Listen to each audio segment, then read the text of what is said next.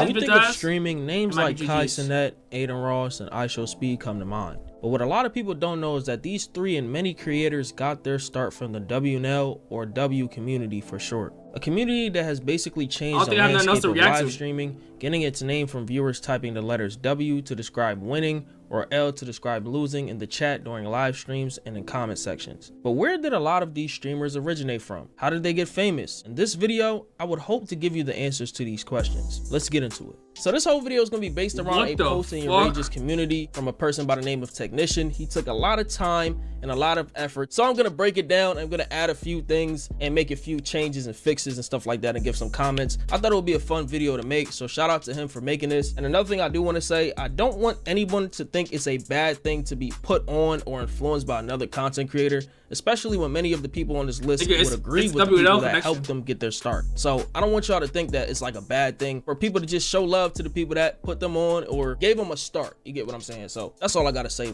We're gonna really get into the video now. Now, first of all, we have these I would say markers that have two things that says put on and influence. You got green and you got blue. It's a lot of lines. They changed their whole big concept. A lot of lines, man, and it may get confusing. So we're just gonna start with the 2K community side and start with Chris Smoove. Now, Chris Smoove, basically the godfather of the 2K community. That's what a lot of people would say, and he's influenced a lot of people in the 2K community to make 2K content. Chris Smoove is not the only person that has influenced people in the community, but he was one of the biggest and one of the ones to take it to a different level. So we got to give credit to Chris Smoove.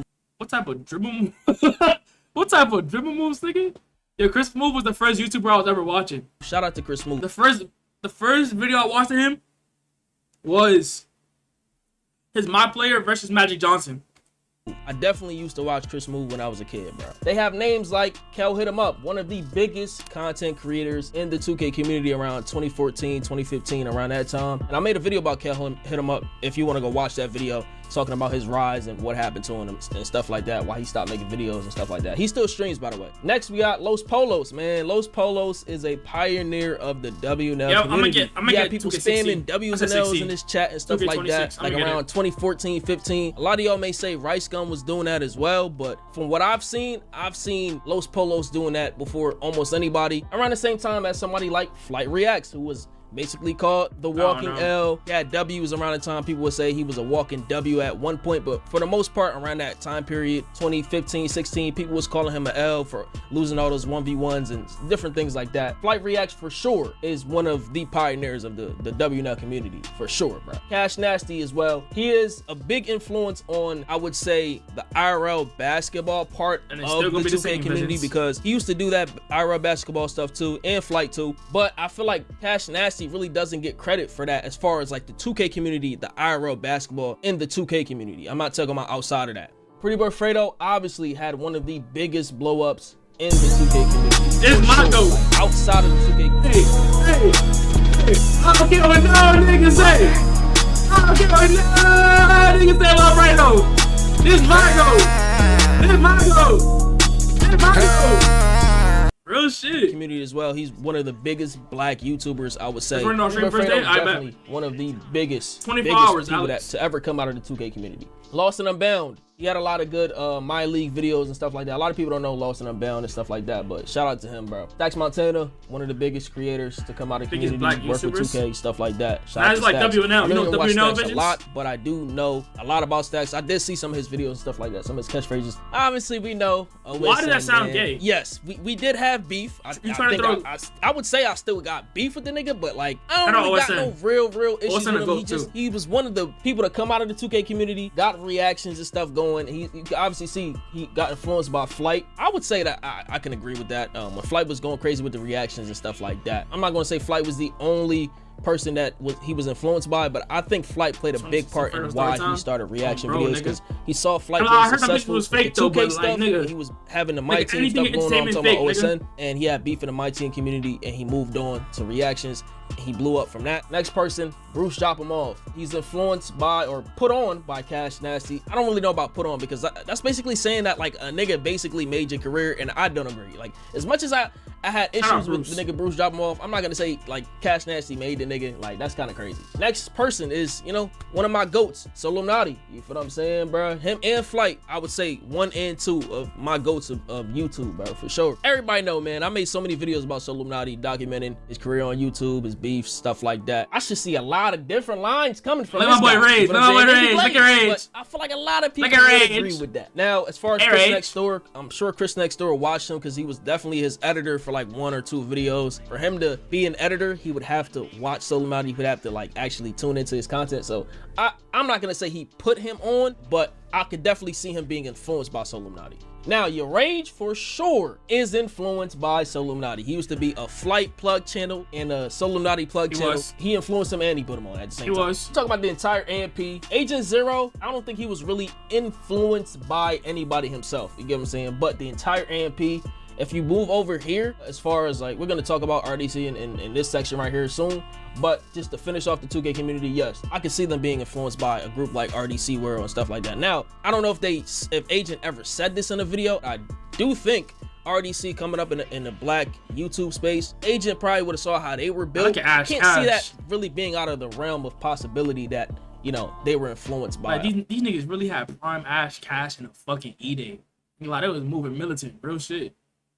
Real shit. RDC. We're gonna come down to Annoying TV and his I guess web of people, right? Nation, right? So Annoying, I can say that Annoying, in a way, did he put on Silky? I would say he did, but yeah. Silky was featured in a lot of Adin Ross E-dates, so that's why you see the Adin Ross influence or the put on from Adin Ross, because you see the green line, that means put on. I can definitely agree with that. Silky definitely got a boost from those E-dates and stuff, because I think he did win 1 E-date with, who was it? Please let me know, yo. Like, I'm chronically online, but I'm really not. If you get what I'm saying, like, I really do not remember who was in that E-date. Zay, I didn't really watch Zay a lot. Did Zay start off playing 2K? I'm not sure, but Zay is a popular streamer. I feel like you got no reason. RP stuff, or from doing RP stuff, now he does like IRL and different shit like that. Now X, I don't really know if Annoying put on Zay or X. I didn't really watch any of them. Now Jew, I think Jew played Fortnite. A lot of these streamers were featured on his stream and stuff, but they lived in the same house as him. But he's still one of the goats. You could say that's kind of like a help. I'm not saying that would be like a put on. He just gave him a little bit of a push or help. Now, I think 2 Hype is missing from the 2K community. Now, you can't add every single person that I'm saying. Like, I think 2 Hype deserves that. TK, yes, obviously, Your Rage and Scum TK. Your Rage inspired Scum TK to start streaming. I'm Dante. Would I say I'm Dante was influenced by Your Rage, or Your Rage was influenced by I'm Dante? Is that true? Let me know. I think that may be true or may be false. I don't know. I think both were influenced by each other, or I think Your Rage was influenced by I'm Dante. Somebody let me know that. That's what I think. Now, all right, let's get into Adin, because, bro, it's shout out Adin, but hey, I don't really care about his to say like that. I agree with that. I think emo, because but be honest, feature speed is the exact out from DG. I seen that speed did say that. I have to the nigga who used to chat with the Adam Ross feed. What are you talking about? That actually no, that's DDG. Actually, I think DDG influenced Kai Cenat. Kai Cenat did say he watched DDG, so I would say I agree with that. Now, as far as Kai Cenat with the Clover Boys, Rakai definitely. Talil, what's Talil put on by Kai? I'm not really sure, but I'm just gonna say I agree. Did he influence Ray? I would say yes, and he put him on. Hunga, I would say he put him on. I would say Dez, he put him on. I would say Reggie, he put him on. I can agree with this section for sure. Now, Playboy Max, who was he influenced by or put on by? Was he put on by Chris Next Door? I don't agree. No, he was put on by Chris. Playboy Max and Chris Next Door, they did collab in 2022, and they've been cool like a little bit before then. But I believe Max's initial buzz came from TikTok when he was doing like judging people's music tastes and posting his clips on TikTok just from his streams and stuff. He took that success and ran with it. Some people even remember him from his old. Oh, you were talking about Vidu. You talking about my nigga Vidu. Yo, I remember my nigga Vidu. I don't know. He don't be in the streams no more, bro. He'll probably he be lurking. You know where I met that nigga at? I met him doing when I went to go see Zeus and Bilu. I met him at that meet and greet. And then we always just like talked about content and shit and yada yada yada. And he was always telling me shit like, you feel me, about Aiden, yada yada yada. He got Aiden's number. So one day Aiden came to New York and he was on Aiden's stream. And nigga was like fanned out on Aiden's stream though. That's my nigga, but he was fanned out. And then he got his number and shit like that. So he was telling me shit about Aiden. Yeah, I remember I ate the pizza. And I gotta do more YouTube videos too. I miss doing YouTube low key. I felt like my YouTube videos was hitting. Channel Basement Boys as well, so I'm not gonna say Chris Next Door put on Plaque Max. Like I'm not gonna agree with that. I think he was influenced by Bruce Joppamoff. He did say he used to watch him, and you can see by his earlier streams and how things were set up that he definitely had a little bit of a Bruce Joppamoff like influence or vibe or whatever. But I'm not gonna say he acted like Bruce Joppamoff. I'm gonna say that how everything was built. I would say how he had his stream set up and stuff like that. Now he on his own little wave now for sure. The new phase, I think Lacey, was he influenced by Aiden? Yes, he definitely used to watch Aiden. I didn't want Aiden's number. I would say I don't care for Aiden's number. Was Jason influenced by anybody? Don't want to be Aiden? Yes, Aiden's one of the GOATs, but I'm not gonna pay a nigga for Aiden's number. It's never that deep. Hey, but hey, we talking about Fredo though. We talking about Dashy. Hey, I might. I don't really know. Maybe he watched some streamers. I didn't really watch Jason and stuff. I don't really keep up with him. Now with that being here, it's kind of crazy. He is part of the new phase though. He is part of the new phase, but he's literally a part of the old phase as well. Like the nigga been in phase since the inception of phase. And like just for category wise, yes, it makes sense. But to say that he's just new phase itself, like no, like he's old phase as well. K-San, I think he belongs in here as well. He influenced the new phase. Definitely, it should be a line going from your rage to here because he had say on who was gonna be in here in the new phase and stuff like that. Let's talk about Zeus and B-Lou. They are definitely by themselves. They definitely deserve to be in the WNL community because they reacted to stuff in the WNL community like DDG songs, Flight songs. They had like situations with Flight. They collab with Flight. Zeus had beef with Solomnati. So let's talk about that as well. For him to beef with somebody in the WNL community, the communities are gonna spill over. Now, Gideon, was he influenced by the vlog era mainly? Gideon, like 2021, 2022, Gideon, oh my god, his videos was hitting. Pootie, is there a video or a clip of Gideon saying that? Maybe somebody let me know. Now let's talk about DDG. DDG influenced a lot of these people. I can definitely agree. McQueen, for example, I think he featured McQueen in a lot of his videos and stuff like that. I don't know if he taught him how to do vlogs and stuff, but I'm sure a lot of people saw DDG and follow suit. Chino, Alpha Wolf, do I CJ So Cool put on clearance? I don't know about those takes. Remember Chino Alpha Wolf? Somebody let me know who that is. Like, please. I really don't know. Like, I'm blanking. Clearance NYC, I can agree with that. Where is I don't see Chris here. I don't see Chris Sells here. I don't know why Chris Sells is not here. Tyler Guy, I agree with that. Young Shark, I don't know who that is. Somebody let me know who that is. Maybe I'm not cultured. I wasn't a big DDG watcher. All the DDG fans, DDG squad, let me know. Deshae Frost, I can say I agree with that. Quan, for sure. I think Quan said DDG was one of his favorite YouTubers. Jay Cinco, I didn't really watch Jay Cinco or don't really watch Jay Cinco. If it's saying that, you know, he influenced these people, he's around DDG a lot. Dub, I can agree with that. TT, I can agree with that. We already know who my goats are. With that. I got three goats. I got three goats, nigga. To be honest, CJ So Cool. Like, same thing with like CJ So doing Cool. Content. I gotta meet 3 people. Y'all niggas know. Y'all niggas gotta already know. I say this shit all the time. Y'all gotta already know. Fredo, Dashy, Rage. I gotta meet them niggas. Influence a lot of these people. I'm not gonna say every single person here. Like, that's kind of crazy to say that. But he was one of the biggest vlog family couple. Dreads get annoying after a while. You know what I'm saying? YouTubers. I'm gonna get dreads back soon though. After the summer, I'm gonna grow my hair back up. 7-8 million subscribers. I wouldn't say it would be out of the realm of possibility of him influencing some of these people to a small degree. Cause like with dreads, like when you lay down visions, like say I lay down, right, and like when you sleep, like you toast and you turn. Hey yo, what the fuck? I appreciate it, but hey yo, like let's say you toast and you turn, right? Like I was them there like laying on my dreads sometimes, cause like how long they got, or like when I get my dreads done or some shit, like they would look mad frizzy and just like trash. Yeah, it just get annoying. Like when you don't want to cut and you have dreads, you look homeless. I'm gonna get a bug. You look fake homeless. Sparkles and champagne VIP my section royalty looking sexy, you know that be my BAE. VIP my set. I got hold on.